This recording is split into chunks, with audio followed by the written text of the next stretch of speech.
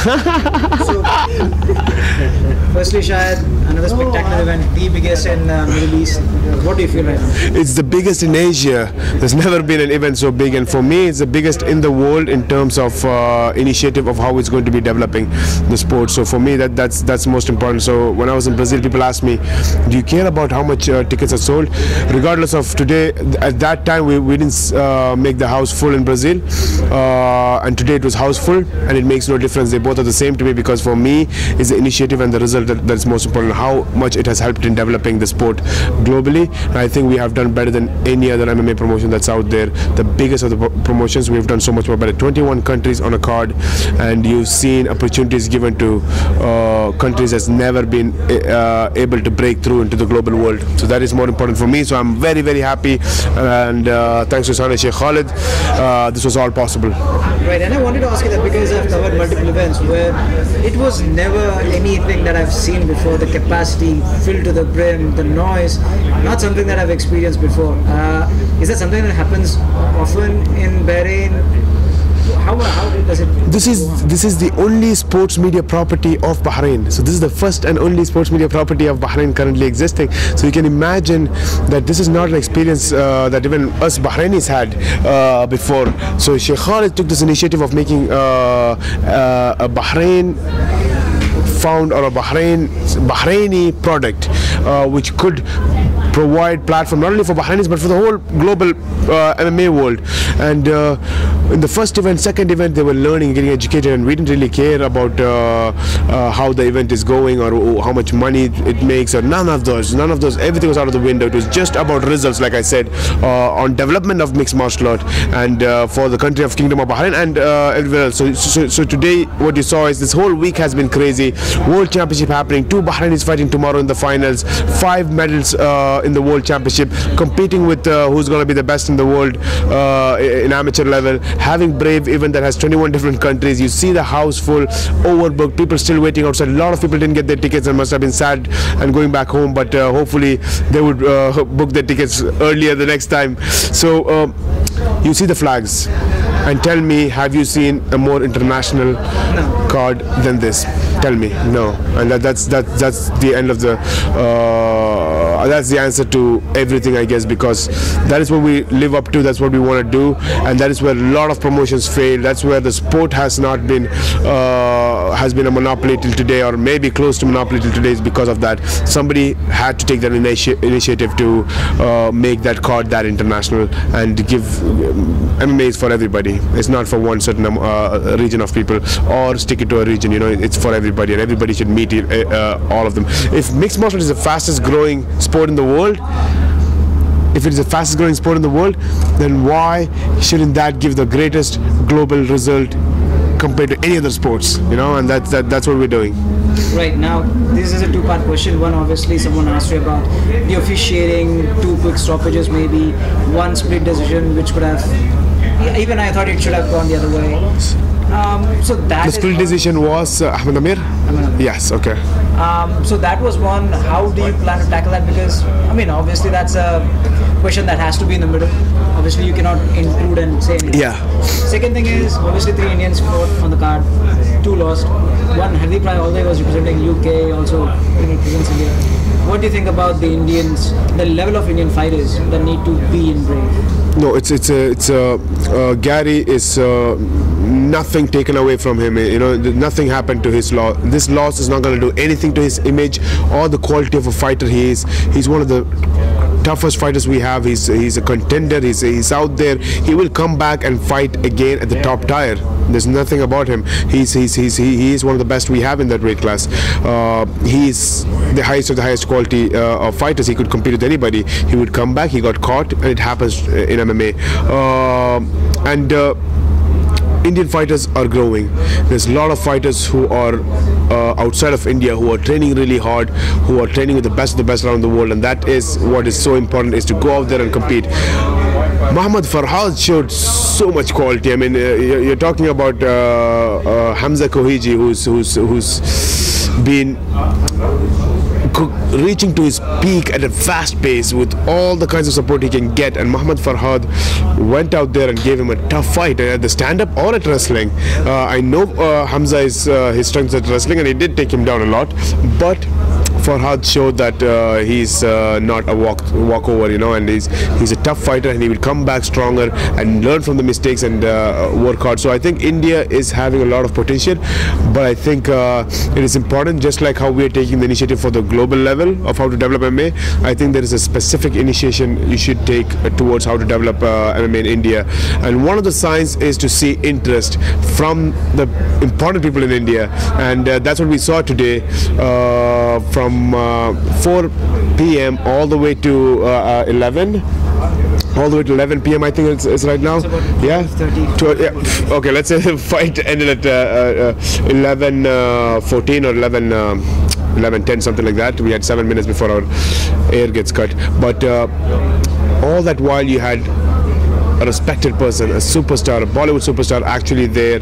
Just 1 second. Yeah. You saw a Bollywood superstar who's well respected in India sit down there and watch that whole event, and he is one of those guys that has all that passion, and I see that similarity in him, that what we had here through His Highness Sheikh Khalid, and I see that in him, and I think support like that is the key towards development of sports in India, and I think that support, what I saw with Mr. Sunil Shetty, was amazing. His passion was great, and we want to partner with guys like that who are willing and see what the vision of what we have to do and how we can develop the sport in MMA, and it is very pure, a very pure from the heart feeling, and that vision is very pure, and that is what he has, and he sees it too. So I think a future for India is super bright. The fighters are coming out there fighting at a global level, going back. That motivates a lot of other fighters to come back. If it's a loss, then they want to get that win. If it is a win, then it's motivating them to get a bigger win, and so it's never a loss. It's always a win-win situation when you fight at a global promotion like Brave. So we're glad, and we want to go back to India in 2018 and make sure that we work on the development of mixed martial art in India, that I think is the biggest potential of sports in India over anything else. Right, I wanted to ask you that. When is Brave coming back to India? Good question.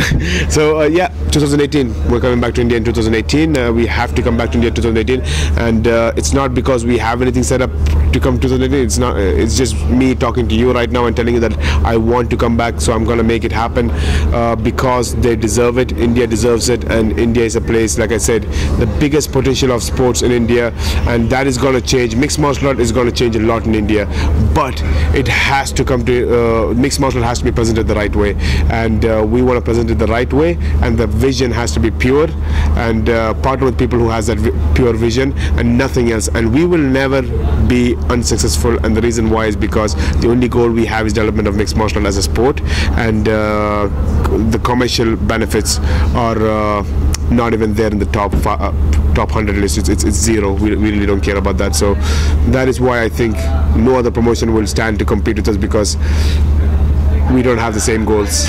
Alright, so again, congratulations on the massive event that you just put up, and all the very best going forward as well.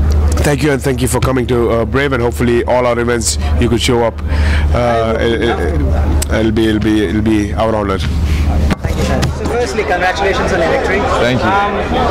Obviously, you previously said there was some animosity going into the fight itself.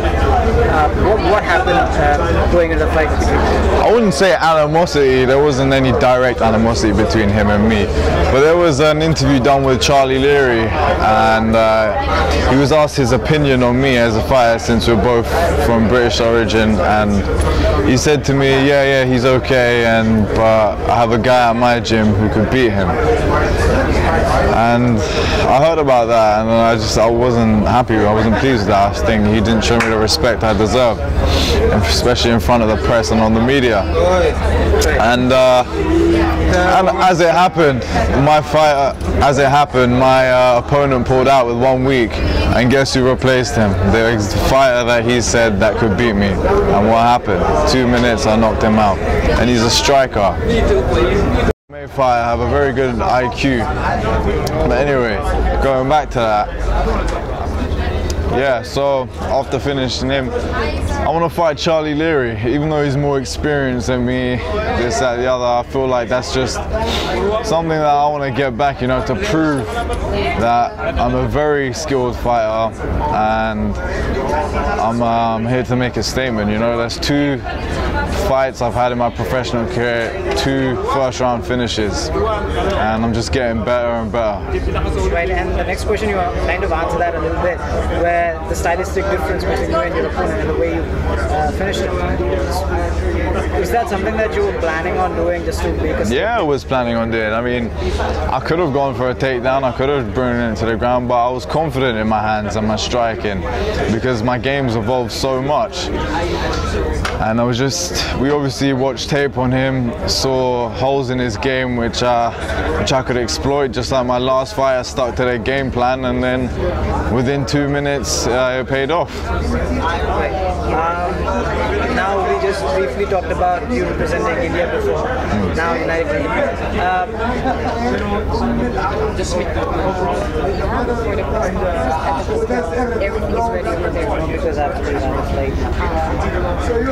Yeah, so we talked about you representing 2 different nations. There are, because you know, right now in India there are a couple of fighters that say, why do you have to support someone with Indian origin when you can support us? Do you have that dichotomy? I mean, do you kind of understand the dichotomy where they're coming from, or do you think that's just... Sorry, repeat, what did they say? What did the Indian fans say? So some fighters from India, there is this notion where they ask why we are supporting someone that's of Indian descent born in Canada or United Kingdom. Okay, just as you saw here, all the Arab people supporting all Arab fighters, regardless if they're not even from their country, they're supporting other Arab fighters. If the fighters are saying this, that tells me one thing, that they feel that they're not getting the recognition they deserve, and then all this attention's going off to other fighters who are Indian origin but from other countries. Who you choose to be and who you choose to represent should be the main focal point of that. Your skill level then speaks for itself. You get people talking about you, you finish fights, you have exciting fights, and people start talking about you. People support you for that reason. You can't tell someone who to support. They choose who they want to like and who they don't like. So, like I said, I have Indian blood running through my veins. I represent India. So that's why I'm going to have all these fans, and that's why these people want to support me. And I'm an exciting fighter, and I put on exciting fights. The other thing that's interesting between the crowd in Bahrain and somewhere else is their affinity towards wrestling. You take, for example, the fans in the United States.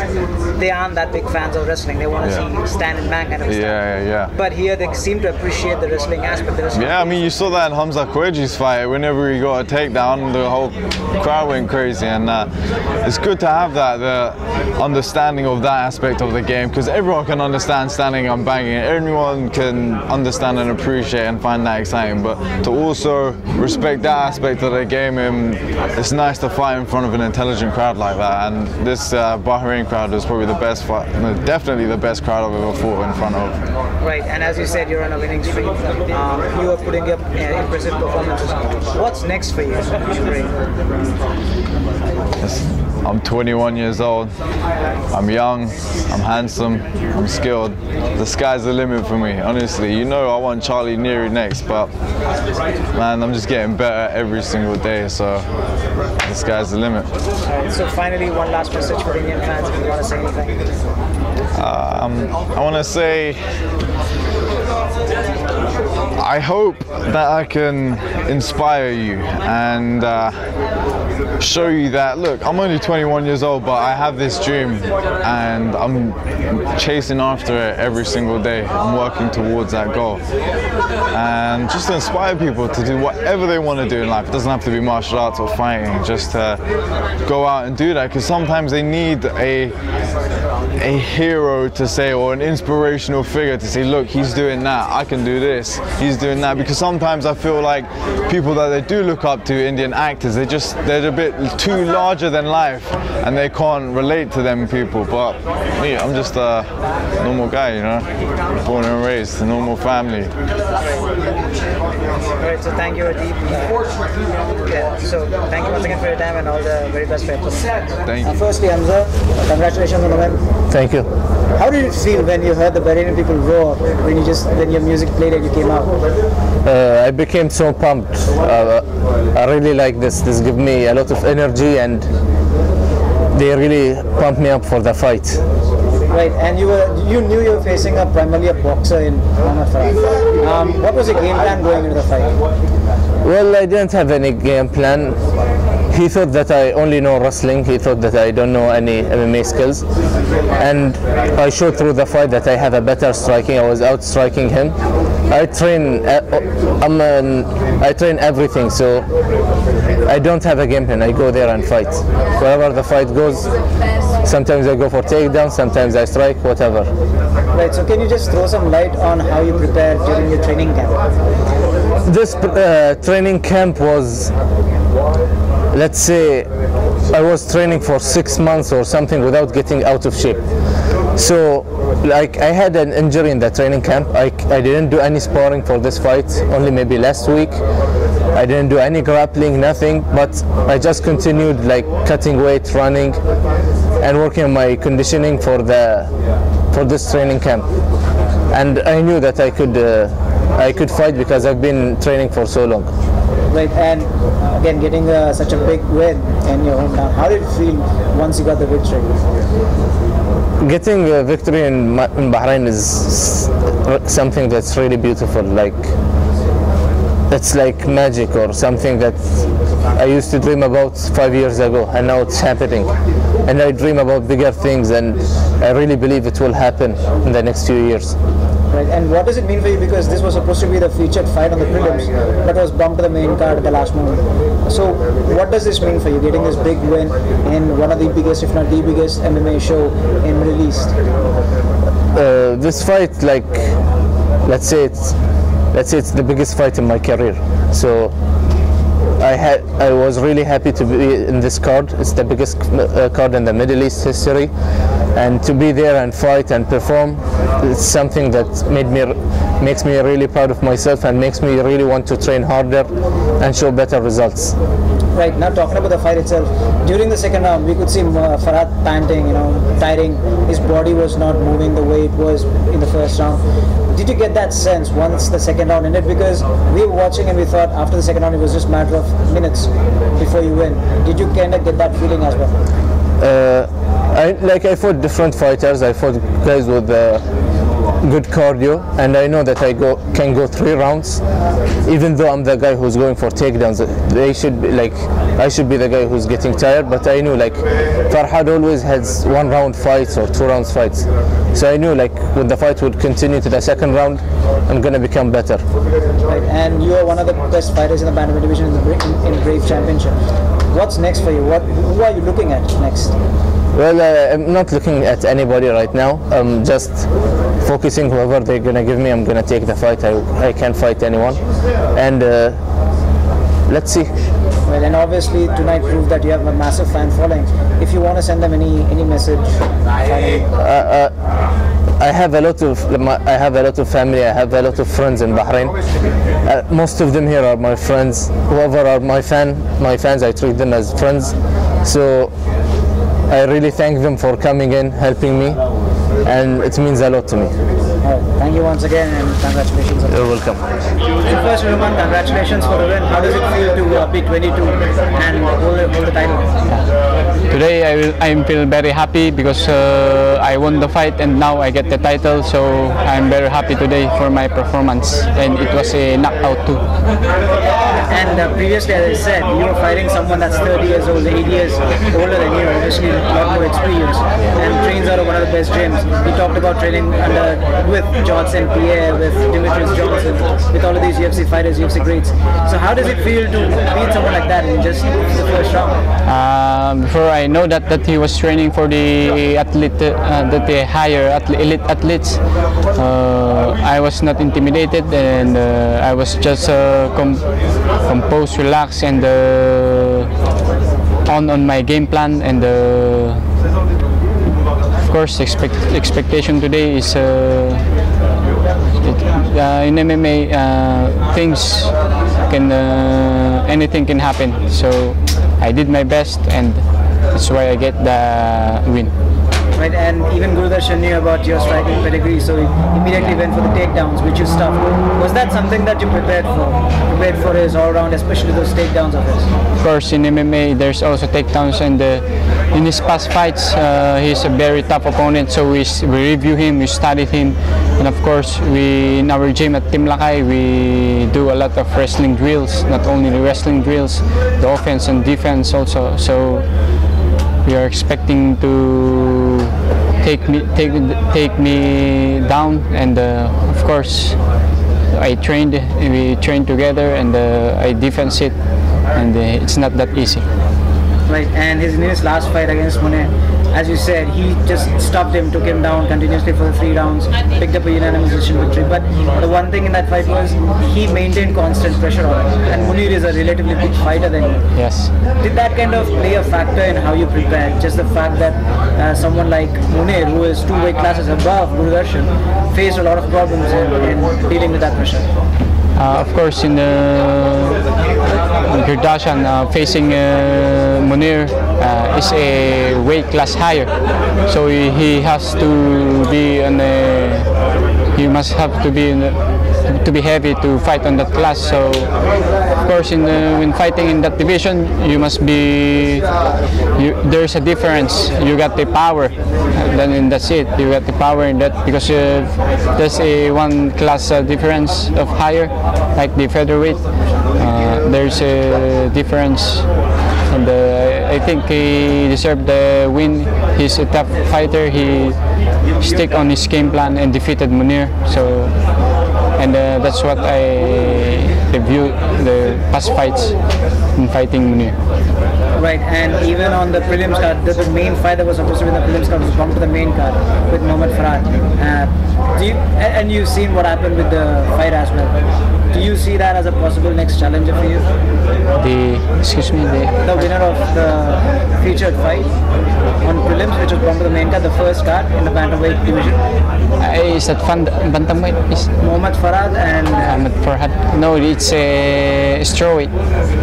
No, Farad is not strawweight. Atif is strawweight. Atif was the prelims, the first fight on the prelims. I'm talking about the main card. The main card? Main card. Kooheji. Oh, yeah. You're talking about Kooheji, I'm sorry. Yeah. Of course, he got the win. He uses his wrestling to wrestle his opponent. And I did not watch this fight because I was there in the dugout working out, doing some shadow boxing. But I got the news that he won, so maybe it's a next contender for me too. But the Brave will have to decide, and I'm ready for it again. All right. Finally, you're just 22 years old. You're obviously on top of the world at this point. What's next for you?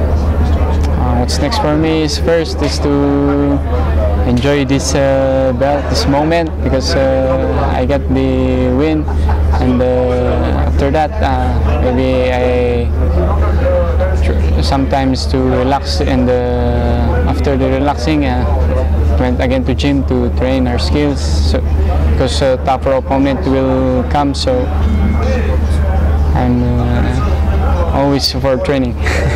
Alright, perfect. One last message for the Indian fans just to wrap everything up. For all my fans here in Bahrain, thank you so much for your support, and all the people who watch me and support me, thank you so much who come over me. My teammates, my loved ones, my family, my friends, all of you guys, thank you. Now we got the belt, mga kababayan. Salamat po sa inyong suporta. Maraming salamat po. Alright, thank you, Loman, and congratulations once again. Thank you.